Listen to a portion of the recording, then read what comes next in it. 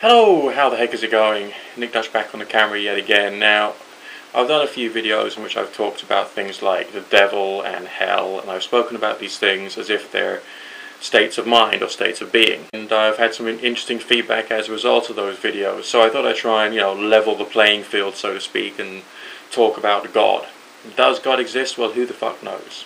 Quite frankly, who knows? There are people who say, well, we have evidence. Well, no, you don't have evidence. Or if you do have evidence, it's not good enough to be able to base a proper scientific argument for the objective existence of something. Okay, as I've said before, this thing objectively exists. If you don't look at it, it still exists. If I put it in a drawer, it still exists, but it exists in a drawer. Okay, this thing has objective existence. I've got some evidence that something with a USB connection might exist because I've got USB ports on my computer. So maybe that is evidence that something exists, but whether this one particular thing exists, I don't actually know. All I've got is evidence that there is something which could possibly fit a USB port, alright? I have no proof that this one particular object, which fulfills all of the functions of this one particular object and looks like this one particular object, has any objective existence at all on the basis of just seeing one USB port on a computer. So it may be evidence, but it's not good enough evidence to be able to say that there is something which exists objectively. What about this God thing?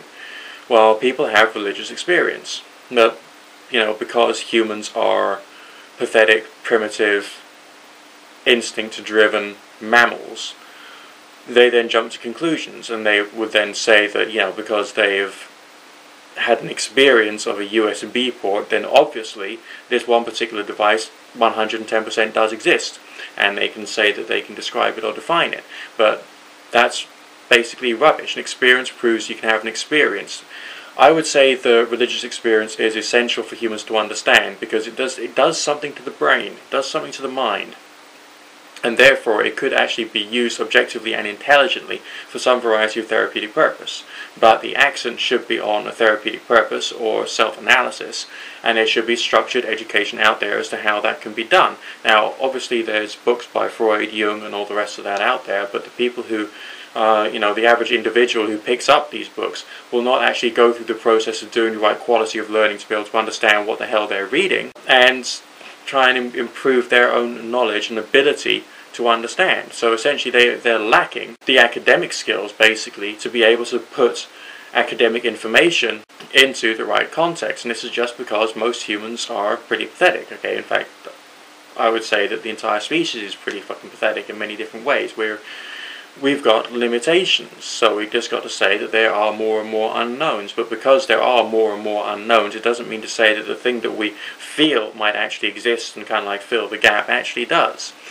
But religion still has its uses. Now, within every single religion there is some variety of supernatural type being or allegedly supernatural being. And these things, I claim, are essentially objects of meditation, so that when one is in a certain calm, tranquil, reverent, spiritual type state of mind, one can eventually have an experience which is somehow in cooperation with or somehow connected to the ideas of the particular thing that you are praying to, praying with, and or meditating upon, which is of course the supernatural deity in question. The level of understanding that the individuals have about the concept of this allegedly supernatural being will affect the quality of experience that they have. That's probably why, some individuals who are religious try and go to great pains to try and explain their particular understanding of their particular concept of what God is, because they themselves have had a certain experience as a result of following a certain line of thoughts. That is, of course, not including charlatans like Ray Comfort and Kirk Cameron, and of course the infamous Ken Hovind. What's the next step? I would say that the next step, intellectually speaking, would be to try and find a way of educating people to see religious stuff as being therapeutic and teaching people how to use it in a therapeutic manner. Possibly to teach people that if they were to get more heavily involved in that at an earlier age, they could then, with the passage of time, start to work more reliably upon any issues that they develop with the passage of time. I mean, everyone's got baggage, okay? Absolutely everybody has. If anybody hasn't got baggage, then basically they're not human, they don't exist. They're just a figment of someone's twisted imagination, alright? So, yeah, so in that respect, religion itself can still be useful, and I would say will be there to augment or assist any other variety of maybe therapeutic practices that an individual is doing within their life at any particular point in time. Will this ever be done? I don't know.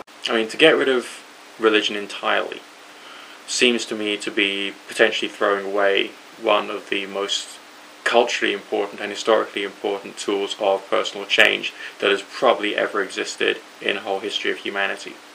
And yes, there are still other strange experiences, which I carry on in my videos calling them strange experiences, which are the supernatural type experiences of the presences of spirits, or like telepathic experiences and the rest of them, which are very hard to reliably develop. And there are plenty of people out there who say that they can reliably develop them, but that's essentially bullshit. There needs to be more studies done into that in order to try and understand what could be going on, and more importantly, what use it could be put to, or indeed what it says about us as human beings. That's basically my point of view. We can't prove God.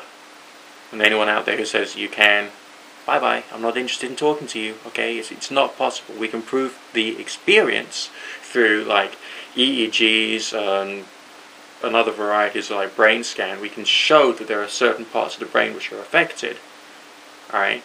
But what we've got to do is to expand upon that and say, now we know that certain parts of the brain can be affected, how can we actually use this in an intelligent, rational and therapeutic manner to be able to assist people in growth and personal change, as a result of going through the process of learning how to have essentially spiritual or religious experiences. Now there's billions of different types of religious experiences in the world, from like the most calm, tranquil, meditative states, okay, very peaceful, very therapeutic, makes you feel like you're in a cathedral when basically you're not. You're just sitting in your chair behind your desk at home with a candle lit in front of you, muttering some words to yourself. But inside here you have a certain change of state of mind, and it feels like you're almost in a religious space, like a cathedral or something. It's amazing. Or it's like the most bigger, more powerful ones, when it seems like your entire body is alight with some kind of spiritual fire.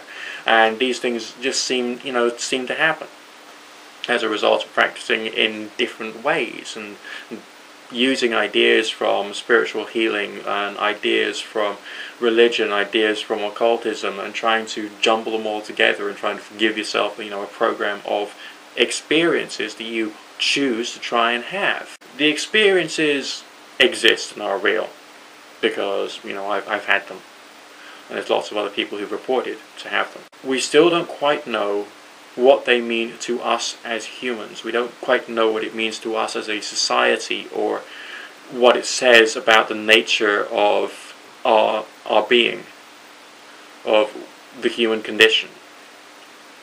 So there's just an awful lot more that we just got to learn that we just don't know. And because we don't know it at this stage, does that mean to say we're never going to know it? No. Does that mean to say it's never going to be useful? No.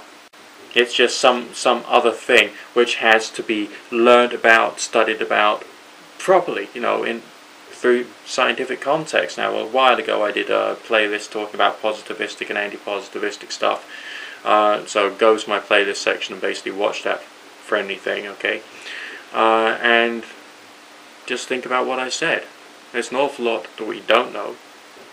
There are very real spiritual experiences which can be had. None of them prove the existence of God, but God itself is a concept of contemplation and meditation when one chooses to go into various different varieties of hypnotic states of mind. So, no, we can't prove the existence of God. Get used to it. Speak to you in a while. Bye for now. Oh yeah, by the way, rate, comment, subscribe, favorite, share.